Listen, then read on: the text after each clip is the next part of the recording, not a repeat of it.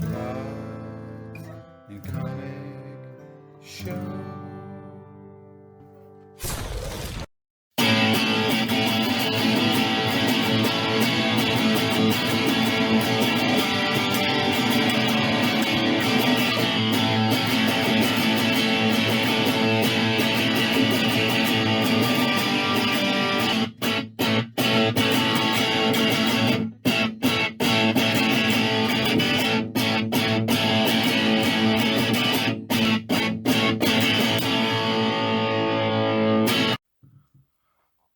Welcome back to Cards and Comics. Today I have an amazing, epic mail day.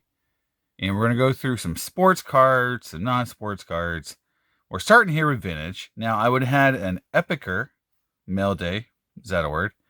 If eBay's authentication and guarantee program that I've talked about in previous rants wasn't holding up cards for weeks and weeks before they ship them to me, waiting for someone to say a PSA card is actually a PSA card. So awesome, amazing service there, eBay.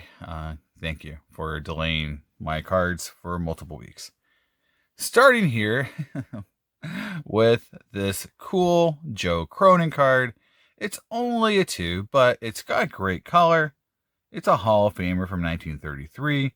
And again, cards like this don't bring over $100 most cases. And again, I just like having these old vintage cards in any grade. I mean, even 1s, 2s, 3s. These cards for me are nostalgic. They have amazing, presentation, even in this grade. And when I go to card shows, these cards sell really fast. If you think about it, you're buying Hall of Famers from the 30s for less than a pack of modern cards. So it makes a lot of sense. I can buy 2 packs of Spider-Man metal on eBay, or sorry, not eBay, but ePack from Upper Deck, or I can buy a 33 Joe Cronin Hall of Fame card. I think most people will tell you that this is probably the better deal. So I love the card. It's a cool card, and it didn't cost a whole lot. So there we go, 33 Joe Cronin, SGC2. And you'll see a lot of SGC cards in this mail day. Next up is a card from my pirate collection. And I have been very much not focused on my pirate collection for, probably 4 years. So you're going to start seeing me buying more just cards for my pirate collection because I'm, interest in it has gained with me. Just because I feel like there's been enough time passed between when I was really just focused on pirate cards to now, going basically almost 4 years without really any major acquisitions and just pirate cards other than Clemente. That it feels good to just get some of these 50s cards that I don't have. And this Bob Friend is a very nice card. It's in 7. It is a gray back. And just, I don't have it. And again, the guy had it listed for $45. I'm assuming this was at a show price. And I think I got this card for under $20. So there you go. 50s card under $20. This is what makes collecting fun. You don't always have to spend, $5,000 to get a card you like. That's a lot of fun. Next up, though, is a card that I truly do love. It's a card that I've never really owned in a PSA 8. And I may cross this one over because it looks so nice. I got to really look at it because I want to show you something on the back here. Something I've been talking about quite a bit with the SGC cards. So I'm going to have to see what I'm going to do. But this is a 1969 Lou Brock 8.5. And it is a beautiful card. Just a really, really nice card. Now, we'll look at it closer in a second. So just talk about this card a little bit. For folks who remember when grading first started with PSA, this card was a super duper short print, and it still kind of is, but it's gotten a higher population over time. But this was one of the toughest eights and nines of Hall of Famers in the late 60s of any player. This card at some point in the mid 90s was selling for $1,200 to $1,500. In fact, I remember me and my dad almost went in together to buy one because we just figured this card was so hard to get. He was a Cardinal collector, but we never really did. And so I've had 7s, but I've never had an 8. Now this is a 7.5. Now it's a really nice looking card. You can see the color, and we're going to flip it over on the back. Now the back is where the centering isn't the issue. You can see color-wise. So we'll go to corner. Focuses, there we go. It looks pretty sharp, corner to corner, edge to edge. Now what I want to show you is this right here. All right. Do you see that right there? Do you see that plastic from SGC's holder? Do you see how that's jutting out into the card? So now I've got to know, does this actually damage the card? Now, as I was looking the card over, I just saw it. And again, this is the problem with SGC slabs, guys. I've said this in videos. I'm going to just keep repeating it. When you're crossing over SGC cards at PSA, and you go from a 7 to 5, an 8 to 6, a 7 to 4, or whatever happens, and look through my crossovers, you'll see this happening. And part of it is this right here. I can't emphasize how disappointing. Sorry, I got to find it again. There it is. It is to see that. And all that is just when they made that insert, they didn't clean up that edge. They pressed a card into it. And now you've got that piece of plastic jutting out, and it might damage the card. Now, if that cuts into that card, it's automatically a PSA 6. So now I'm going to have to pop it out of the holder to see if that's truly damaged. Because again, even if I send this back, which I'm not going to do because, again, it's professionally graded. But now I have to take the chance that it might be damaged. So will I keep it in the holder? I don't know. I can't tell. I'm flipping around. I know it's probably hard for you guys to see this. I'm trying to get the camera to focus again. But I truly want to know, is this, damaged? Because the card is super nice. You can see it's a very clean cut card. It's not, it's centered, good color. Again, if this wasn't there, I would be popping this card, and sending it to PSA really quickly. With that, I call it just like, holder issue, that insert being cut improperly. It makes me, not think that the card could cross over. It just makes me a little, a lot leery of it. And again, I keep saying it over and over. And I know I don't, when I did my first SGC to PSA videos, I didn't have the photographic evidence of the holders, because when I'd pop them out, and the most egregious example was my 62 Aaron that went from a SGC 86 to like a PSA 6. And when I looked at it, I could see the damage from that holder after, because I kept the holders and, for, to the slips and everything. And I went back and looked at photos, and I could see where that holder had damaged the card. And then you can see right on the back where it had made gouges into that card. And so that's just what I'm telling you guys. That is just why you cannot just look at these cards and say, well, it's an SGC holder. These inserts cause damage. And I'm not the only one saying it. So I know I'm beating the horse, dead horse here, but, just make sure when you're buying SGC cards that those inserts are clean. Next up, is sorry, I'm like all over the place here. All right, next up is a card that kind of ticks two boxes for me. One, it's a pirate card, so my second pirate card. Two, it's an O-Pee-Chee card. And three, I guess third box is 74. So it's a 74 O-Pee-Chee RBI leaders, and it's got Reggie Jackson and Willie Stargell on it. So again, 74 O-Pee-Chee is very hard to get, pretty rare. This one's very well centered, so centering is very tough in the 74. And you can see the back, and you'll see the printed in Canada. Now,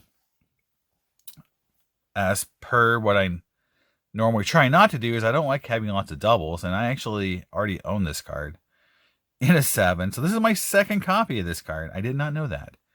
And that's why having some sort of inventory system would be great.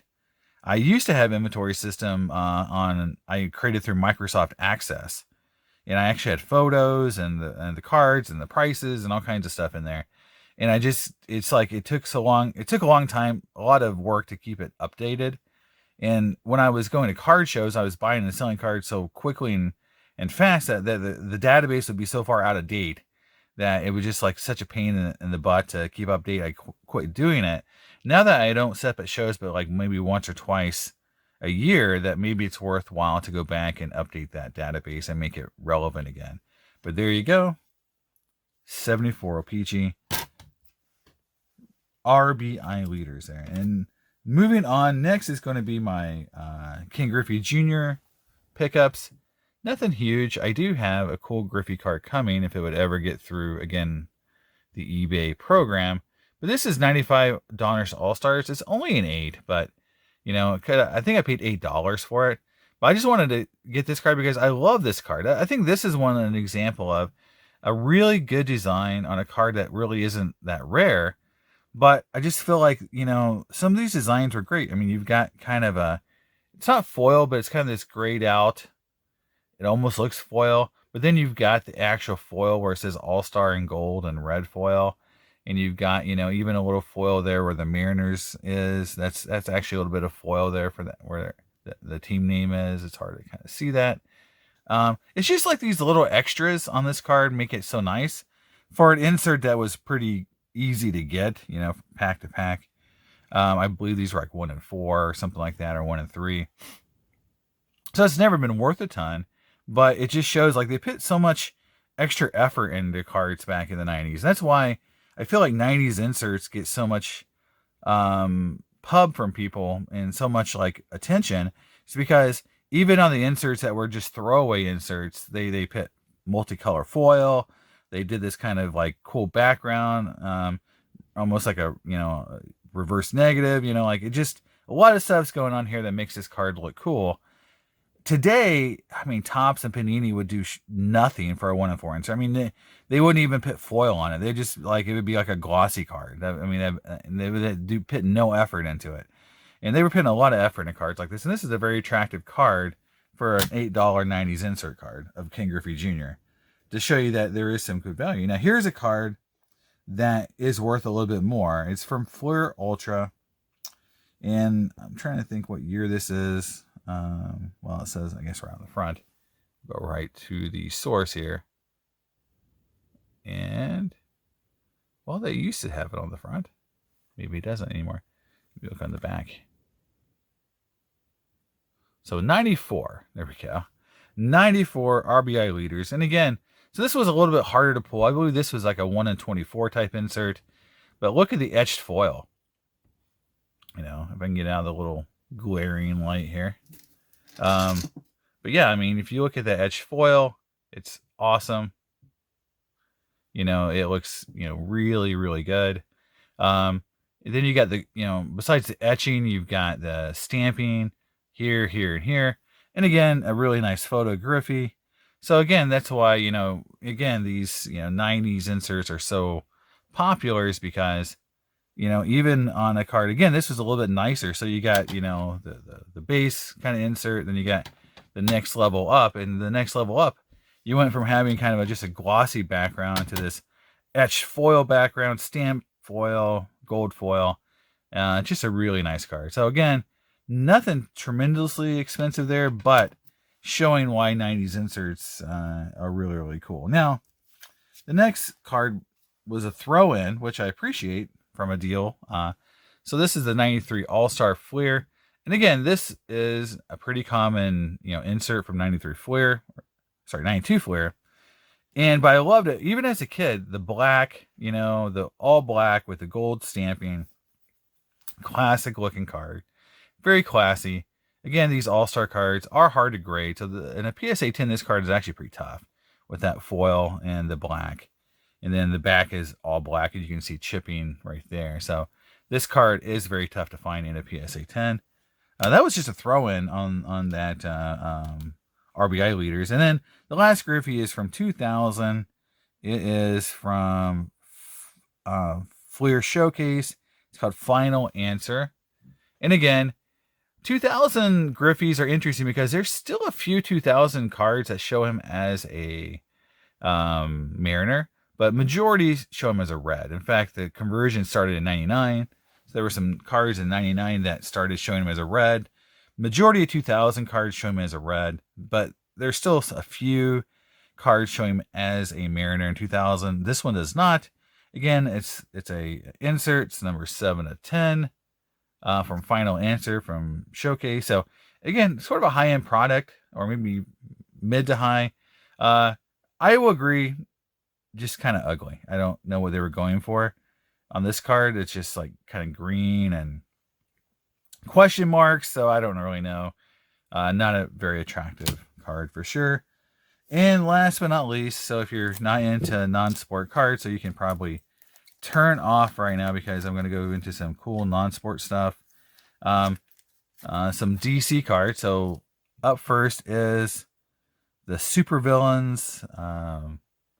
So I showed this in another set, or my DC set review. So this is the supervillains Harley Quinn. So this is my second copy of this card. I'm going to send one of these off to get graded. And again, it's S1 from the supervillain set. And this is the Sirens insert set. So I think this is probably the nicest image of Harley Quinn, or at least one of the nicest ones that's ever been put on a card. So I definitely want to get that graded. Next up is from Women of Legend from DC. And it's the foil Poison Ivy. And you can see the cool foil. And I like her eyes are foil. I don't know if you can see them. If I can get them to... There we go. Her eyes are foil. That's really cool. I like that. So I might get that graded as well. And again, when I say graded, I'm talking CSG or CGC card grading, because they're doing Marvel cards, and they did confirm to me they will do DC. Another very cool DC insert. This is from... let's see what set this is from. This is from the Batman, DC Batman set. I did showcase that base set. This is one of the inserts. I didn't have any inserts to show in that video. So this is called the Carnival of Criminals. And so this is kind of like they take criminals and kind of put them on carnival poster type settings. And you can see how foily it is and just cool. And again, I love that image of Poison Ivy. It's a great image. And so again, I'd love to get that card graded. Next up is an insert set. And so this is one of those things where sometimes you get cards from people, and it's kind of funny because I feel like people don't, do things properly sometimes. And this is a perfect example of people just being kind of silly. So in this set, this is from the Batman Forever set, and they do these really cool metal Forever inserts, these gold and black inserts. So this is two. So here's Batman and Robin, and again, look how cool those are. Almost like Dufex cards, right? Just really cool cards, right? And so I got the set, the full set. And I thought about getting them graded. Now these are really hard because of the black to get them graded. But the person that sent to me sent 2 per top loader without an actual sleeve. So there's no penny sleeve on any of these cards. So I'll show you how the rest of them came. And there's 2 cards per top loader. So that's Two-Face, Riddler. Here is, I think, another Robin. And then Batman and Robin together. Another Batman, just kind of a cowl. Two-Face, and then Joker, and then Batman and Robin again. So again, it's a very cool set. I mean, it's just look at how cool this set is, right? But it's very disappointing to me to like, the fact that they did not choose to put each card in its own top loader and put an actual sleeve on each card. And you can see here this Batman has a little corner ding. I mean, they're not the greatest. I don't know if I can just kind of rub like a cloth on it to kind of maybe take away some of those issues. But man, it's just tough, like I didn't pay a lot for this set, so it's not like I'm out of a ton of money. But it just shows, like, people, sell you cards, you'd want them to put them in, just a penny sleeve and a top loader, not cram 2 cards per top loader without even a sleeve. I mean, that's not going to make these cards come out in great condition. So now we got to deal with that. I didn't realize that at first until I really started looking at the cards today. And I'm like, oh my God, there's 2 cards in every holder. Jesus. So that wasn't very fun.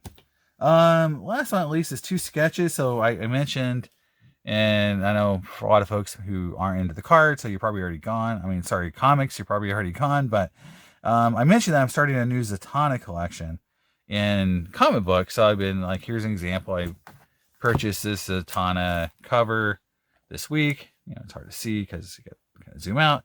But this is a brand new comic book I just bought. Batman versus Robin with the cool Zatanna cover.